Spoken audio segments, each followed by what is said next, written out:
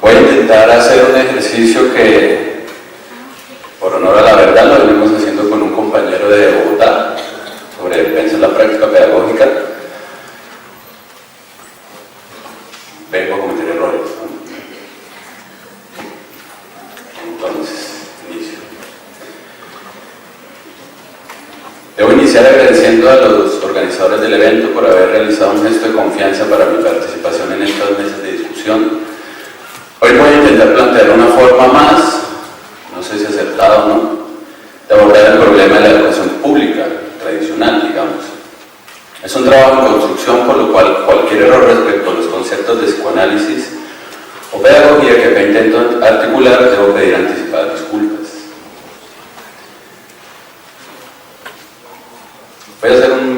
Voy a entrar en calor, digamos, para que... Déjenme contar algo primero para entrar en calor. Durante más de 2000 años la melancolía fue una enfermedad que ocupó a todo Occidente. No sé qué haya sucedido en otros lados, pero en esta parte del globo, páginas y páginas para solucionar una epidemia más grave que toda guerra y más negra que cualquier plaga. La melancolía es lo que actualmente conocemos como depresión, ¿no? Depresión es un término de la economía que se empieza a usar más o menos en el siglo XX. Las características de la melancolía, su principal característica era la textura misma de la sangre. Era una sangre que se consideraba negra, espesa, más espesa que el aceite, residual, hecha mediante desperdicios anatómicos, y el melancólico era el desecho mismo de los hombres. Si ustedes ven, recuerdan algunos lo que llaman el pensador de Rodin, que mira hacia el suelo, esa es como una forma de melancolía. Durero también en uno de sus grabados tiene la estructura de la melancolía como mirando al suelo. Entonces tengamos presente esa idea de mirar al suelo, porque al final de este ejercicio la voy a retomar. Su rostro caído y mantado al suelo evidenciaba la caída del sujeto. Sus ojos quizás buscaban algo perdido entre los residuos. Pegado al suelo, su cura consistía entonces en despegarse del mismo. Los ojos debían ser violentados para ver una vez más el mundo. Pero un objeto jalaba de nuevo su cabeza al centro mismo de la tierra. Es decir, la cura que se pensaba para la melancolía era que el sujeto volviera a ver el mundo, ¿sí? Prácticamente era como agarrarlo del cabello y decirle, mire, ahí está el mundo de nuevo, ¿sí? No era literalmente así, ¿no? Bueno, el retomo. El día de hoy me propone el tema de la educación disruptiva. Quisiera detenerme un poco en lo que implica esta disrupción. La disrupción tiene que ver con una interrupción brusca, de manera que aquello que se interrumpe, por principio, debe poseer las características del continuo. Si se propone la disrupción es porque se afirma algún inconveniente con lo continuo. No puede seguir como viene siendo y debe ser interrumpido su curso. Se espera de esta forma que así se adquiera una nueva caracterización de dicho continuo.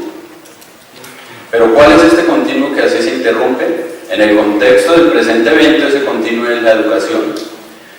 Es la educación tal como se presenta actualmente la que debe interrumpirse abruptamente, en espera de lograr una mejora. Y es justo en esta interrupción donde ingresamos en nuestro tema. Hay una demanda que actualmente se dirige a los profesores desde variados lugares. Yo me atrevería a decir de todo lugar, tanto gubernamentales como externos a la misma academia, desde los colegios hasta las universidades, repensar su práctica docente. Es decir, hacer una interrupción de lo que se supone es el profesor y pensar su práctica desde la nueva posición de los sujetos del siglo XXI en una democracia contemporánea. Sencillo, ¿no? Esa es la demanda que se nos hace a todos los docentes en todos lados, a toda hora. Como toda demanda, esta demanda es continua, desde la simple elaboración contextual de los planes de área hasta la fabricación de los planes individuales de ajuste razonables, los llamados PIAR, para la población con discapacidad, tanto cognitiva como física. La demanda persiste. Debe pensarse nuevamente el rol del profesor desde las instituciones. A ello, a la inclusión educativa y la vinculación del contexto de los estudiantes a los planes de área, se suma, no sin razón, la vinculación de las clases a partir de los diversos tipos de aprendizajes, visual, táctil, olfativo y etc. Deberá posicionarse un conjunto de estrategias que puedan explorar las diversas formas de aprendizaje que puedan o no tener los estudiantes a cargo. La demanda continúa. Deben también vincularse formas de aprendizaje que articulen, se espera, proyectos de aula o proyectos de investigación de aula para que los estudiantes puedan observar la utilidad de los elementos que se están enseñando.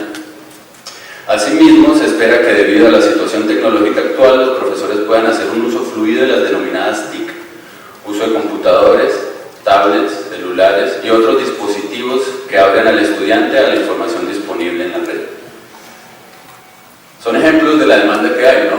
Muchos de ustedes de pronto conocerán más peticiones que se hacen a los docentes, hay muchas instituidas ya dentro de los planes de acción del Ministerio de Educación Nacional, por ejemplo los PIAR, es un decreto 1421, es un decreto que ya rige, creo que es del año pasado, si no estoy mal. No quiero pretender agotar la multiplicidad de la demanda dirigida al profesor, pero ya en esta breve caracterización se observa que la demanda es múltiple, acéfala. Algo debe cambiar en el profesor, o quizás todo debe cambiar, debe existir la educación disruptiva. Tenemos entonces el lugar de una demanda inagotable. ¿Cuál es el objeto ahora de esta demanda? Ya planteamos la acción, el verbo, ahora pensemos en el objeto. Este objeto, pensado en términos muy generales en su estatuto de objeto, se posiciona tanto en el horizonte de toda demanda como en la estructura que forma el sujeto docente. La legislación colombiana referente a la educación tiene como punto de partida la consecución de un fin doble: que el alumno posea un conjunto de habilidades determinadas que le permitan insertarse en el campo laboral y o académico superior de una democracia del siglo XXI con todo lo que ello implica, y que posea un conjunto de cualidades, de características que le permitan insertarse en su vida adulta en el funcionamiento adecuado de la República. El primer conjunto de habilidades corresponde en muchas instituciones a la figura de lo que se llama el coordinador académico. Hablo de instituciones públicas, en este caso. Incluso la población con dificultades cognitivas podrá acceder a una prueba estatal tipo ICFES que dé razón de un conjunto de habilidades específicas de esta población. No estoy seguro de si ya está en funcionamiento ese ICFES diferencial. Se espera entonces que el estudiante gane conocimiento con toda la amplitud de ese término, bien sea conocimiento contextual de cada una de las regiones y culturas específicas del país, o bien un conocimiento que se espera se articule dentro de la tradición occidental de lo que puede ser la ciencia. Por otro lado, en las instituciones públicas, la demanda por el conjunto de lo que llamo yo aquí aleatoriamente cualidades se traduce en la existencia del llamado coordinador de comportamiento, o en otros lugares de disciplina. De forma que se pueda asegurar que el estudiante, a partir de este lugar del comportamiento, no posee dificultades en los procesos de socialización que lleva a cabo en la institución, ya que estas dificultades, se espera, pueden ser aún corregidas en edad joven.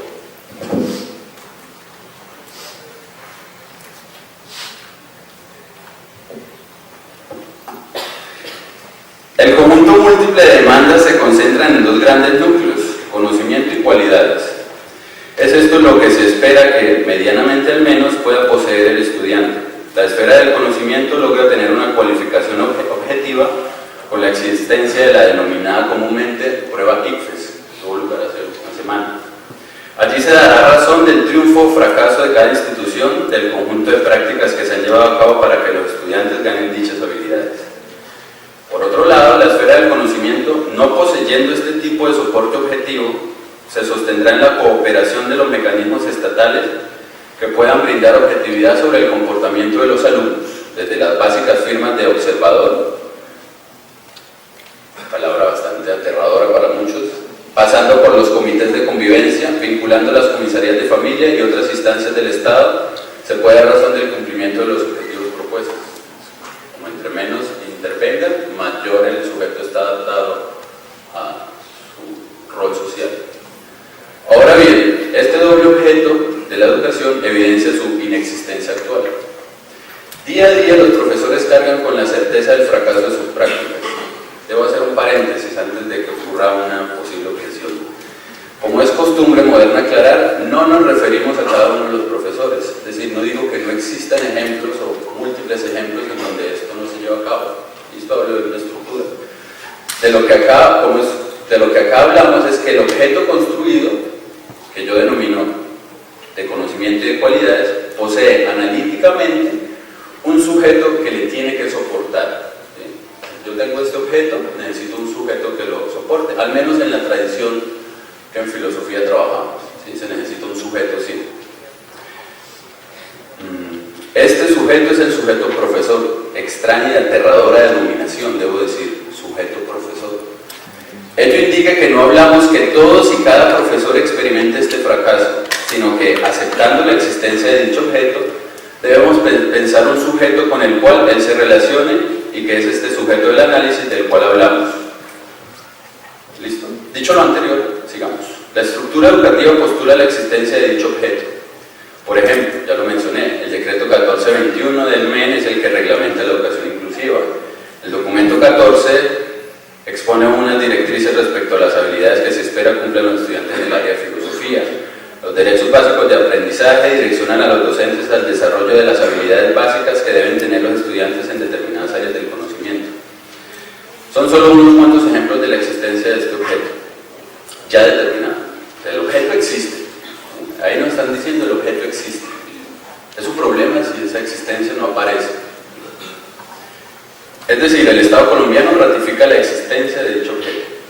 Y fuera de este entramado, como ya mencionábamos al inicio, se planean estrategias para que la llamada práctica tradicional del docente pueda verse reformulada. Yo supongo que los profesores que están acá, al menos en mi sensación desde que estoy como docente, en todo momento y en toda oportunidad, lo primero que se le dice al docente es reformule su práctica pedagógica.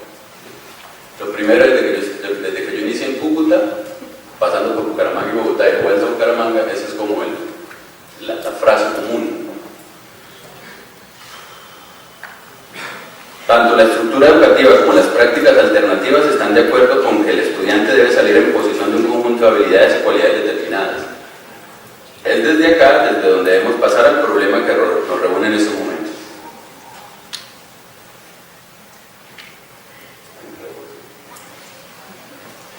El objeto del cual se afirma la existencia no aparece. No hablo, recuerden, de que no se den casos múltiples si quieren, donde los estudiantes aparezcan con habilidades y cualidades. Hablo que estructuralmente el objeto no está. Los profesores son llamados desde todas las instancias a repensar su práctica. Y quiero que quede claro que este llamado ya no es una función que ha asumido el Estado. Es decir, el Estado ya quiere que el docente reformule su práctica y le brinda los mecanismos apropiados para que, por ejemplo, vincule el contexto de los estudiantes para ello, al menos en educación pública secundaria. Sujeto en esta red, el profesor, su respuesta es adecuarse al llamado del cual él mismo ya es parte. Así, en los colegios se observa el afán de algunos profesores por mejorar sus formas de enseñanza. Por ejemplo,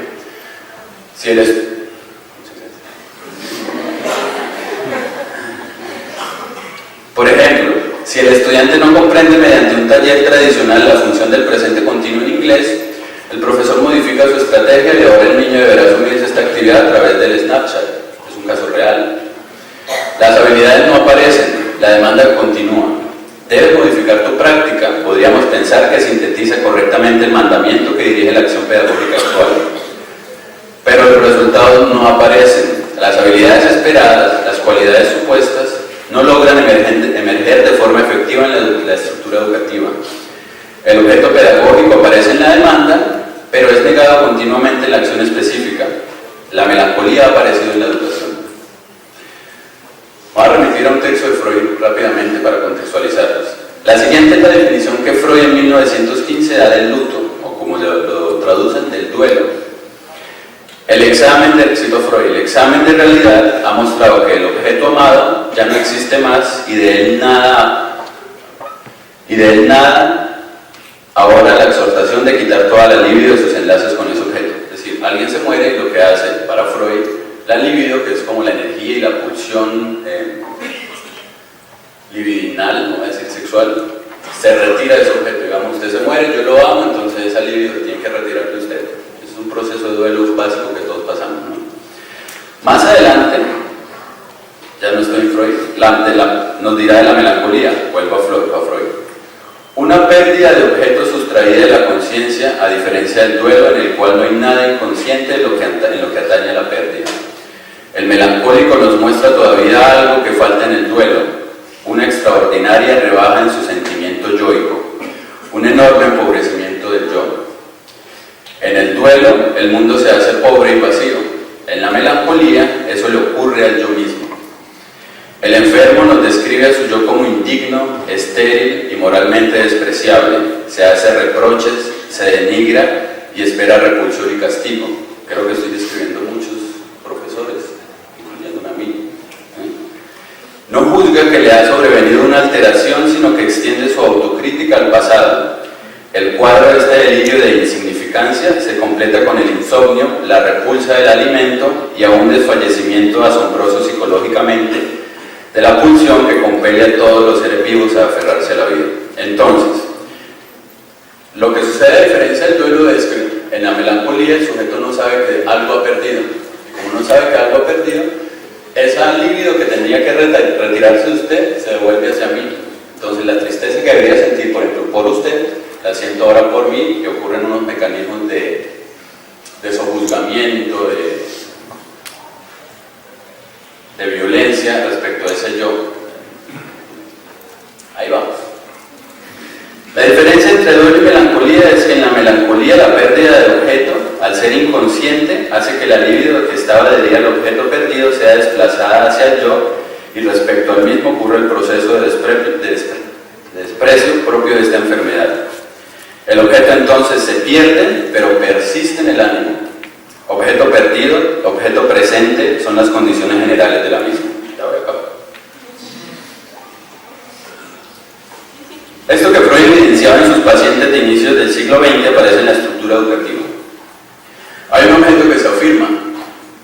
Además, la construcción de estas premisas me permite a mí decir esto. La crueldad de su afirmación radica en la demanda infinita que se lleva a cabo. Debes cambiar tu práctica pedagógica. Demanda que, de esa manera, venida de todas las direcciones comprometidas en el proceso, afirma expresamente una existencia. A pesar de ello, en la práctica el docente actual observa la no existencia del objeto esperado, como dijimos. Alguien, claro está, podría decirnos que la no existencia de dicho objeto se debe a que los docentes justamente no han logrado cambiar de tal modo su práctica para permitir que el objeto mencionado aparezca, que ellos, una vez más, deben cambiar su práctica.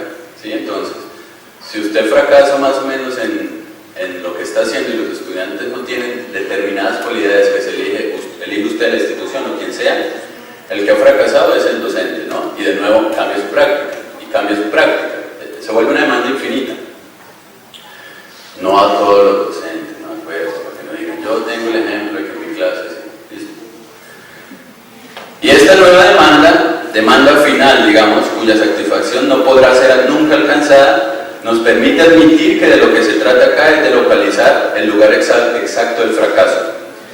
Si el objeto existe, y digo sí porque otra persona puede construir otras proposiciones, y la demanda es una prueba irrefutable de su existencia, pero dicho objeto no logra aparecer, podemos concluir que el estudiante, que el estructuralmente responsable de este fracaso es el profesor.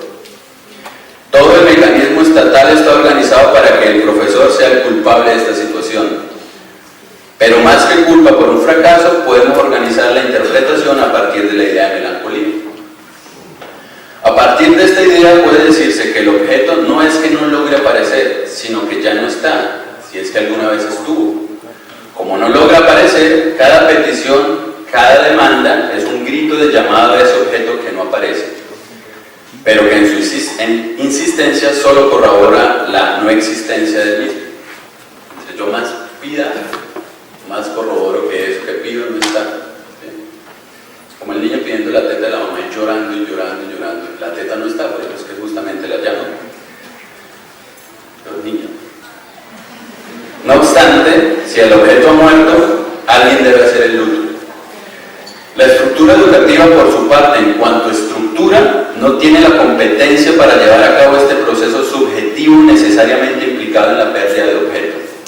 Como fenómeno de esta estructura, el profesor será el único agente ubicable en la zona precisa que permita asumir esta situación. Del objeto pedagógico perdido, será el profesor el que asuma la carga subjetiva. Es interesante para nuestro caso que Freud haya distinguido que una de las características del melancólico era la repulsión del alimento, la cita que leí antes. Según la revista Semana, por citar una fuente más o menos conocida por todos, cito, en la localidad de Kennedy de Bogotá, por mencionar un ejemplo, cada 2 días un maestro solicita incapacidad por ansiedad, miedo, angustia, entre otros problemas psicológicos. Sin embargo, en muchas ocasiones las EPS niegan la incapacidad por razones mentales y pocas veces remiten a un especialista. ¿Sí? Creo que más o menos algunos tienen la noticia de que el magisterio sufre depresión, ¿no? Y es real, no es un hecho que yo me estoy inventando. Ustedes pueden ir a ISNOR, un centro psiquiátrico, al San Camilo. Hay muchos maestros vinculados, muchos que se pensionan también por depresión, ¿no? Por intentos de suicidio. Conozco una persona que intentó 2 veces matarse, una profesora ya entraña. Entonces, eso es un hecho. O sea, la llamada depresión es una de las enfermedades que se presentan con mayor frecuencia en los profesores. Esta depresión, o melancolía, para no utilizar el término de economía, se traduce en el profesor no en la repulsión al alimento, sino en la repulsión de la palabra. El profesor no es que se niegue a no comer, digamos, como el melancólico para Freud, sino que se niega a no hablar. Ya voy a tocar un poco ese punto. La pérdida de voz en los maestros, y aquí me voy a remitir a un artículo excelente de Carlos Abril en la revista Desde el Jardín de Freud, en el número 8, aparece como el síntoma de este suceso. Más allá del asunto fisiológico, es decir, de ubicar una causa fisiológica que diga que va a haber un desgaste en las mucosas o lo que sea, si los profesores pierden la voz, la pierden también, digamos, ¿por qué no? Porque respecto al yo que se constituye como profesor, poseen un desfallecimiento asombroso, eso cita de Freud, un desfallecimiento asombroso psicológicamente de la pulsión que compele a los seres vivos a aferrarse a la vida, cierro Freud. Es decir, el profesor como profesor quiere dejar de existir. No habla, se niega la demanda, eso es una forma de resistencia subjetiva, se niega la demanda que le están haciendo para salvarse de cierta manera. Mudo, negando de esta manera la demanda sádica que se le hace de todos los lados, su yo muta, cito a Freud. El enfermo nos describe a su yo como indigno, estéril y moralmente despreciable. Se hace reproches, se denigra, fin de Freud. Es decir, el profesor hace eco de los reproches que se lanzan desde diversos lugares y se convierte en un ser indigno y estéril. De manera que le quedan 2 soluciones y ya se va a acabar. De verdad. La melancolía o el pragmatismo. Por pragmatismo voy a entender, sé que en filosofía podemos entenderlo desde otro lugar a partir de Rorty, por pragmatismo nos referimos a la posición del profesor que, reconociendo este proceso estructural de la pérdida de objeto, reconociéndola más inconscientemente, elige renegar dicha situación, es decir, desconocerla. Voy a utilizar una expresión que no sé si es correcta, despedagogizando su trabajo. Ser profesor para este sujeto no implica nada del objeto que la pedagogía, por definición, postula, sino que de lo que ahora se trata es del objeto pedagógico como objeto, digamos, monetario. Pero en esta posición del profesor al que los estudiantes y sus procesos no importan nada, debe observarse justamente una solución a la melancolía, ¿sí? Para no caer en ella definitivamente y quizás perderse, caerse, literalmente, suicidarse. Para no caer en ella definitivamente, alza la bandera del trabajo, que así le permite mantenerse en pie. La otra solución ya la mencionamos, es la melancolía. Profesores desanimados, profesores mudos, engrosando las filas de los psiquiatras y las farmacéuticas. Acá entonces aparece una de las consecuencias subjetivas reales del fracaso de la educación tradicional, a menos desde la posición de la educación pública. En siglos pasados, y al menos hasta entrado el siglo XX, una de las curas para la melancolía era caminar o viajar. ¿Por qué? Porque caminar implica que usted separe, digamos, la cabeza del suelo, entre comillas. Los melancólicos, no le vaya a hacer algún amigo de primera vez, agarro la mecha. Los melancólicos tenían así parte de su cura a través de viajes. Podríamos, incluso en la montaña mágica de Thomas Mann, la cura que se le hace al protagonista que sufre melancolía es justamente un viaje. Podríamos pensar entonces que la cura de tantos profesores es viajar con su pensión. Es muy común y es una solución que se están intentando dar para no caer en el abismo justamente de la depresión. Es hacer que que quizás desde sus parcelas de la Mesa de los Santos, su visión deje de buscar en el suelo de sus salones la migaja y alguna nueva reforma educativa y divague por la extensión irreprochable del atardecer.